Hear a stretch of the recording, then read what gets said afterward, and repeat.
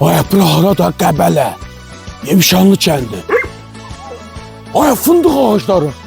Özüm ölüb Cəlilabaddan gəlmişəm. Hasanlı fındıq yemək istəyirəm.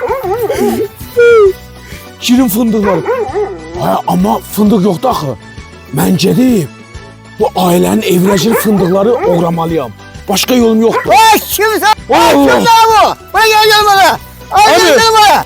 Kurban olayım sana Əmi. Ay gel bana. Vallahi. Ay gel bana. Çek elini dola. Əmi Allah. Elini Əmi oğraya gəlməmişəm. Başqa bir şey istəyəcəm. Elini dola çek. Ay Allah. Elini dola çek.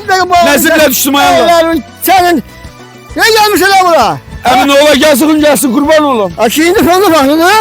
Ha? Əmi dedilər Qəbələdə qəşəng fındıqlar olur. Fındık Biz olur. Cəlilabaddan bura gəlmişəm. Ay şu fındık ona indi yok.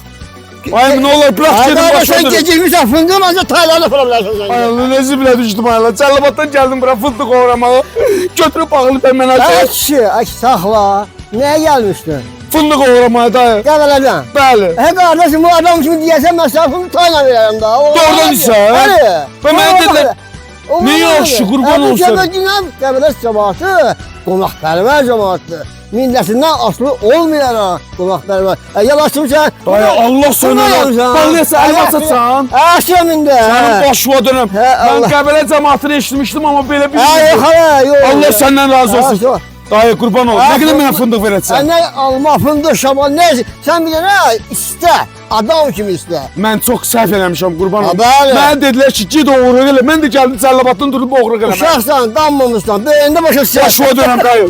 Qurban olum sənə. Evet. Mənə bax, onda gedirik mənə bir kilo fındıq versən. Hadi bir tane. Su. Açar Gedirik. Allah. Qəbəllər. Getdi. Öpürəm siz. Siz cansız, ürəksiz, hər şeysiz. Qəbələ canlı ürəkdir. Daha iki də fındığımı verin, mən başımı pişirmə. Gedin. Bəli, bəli.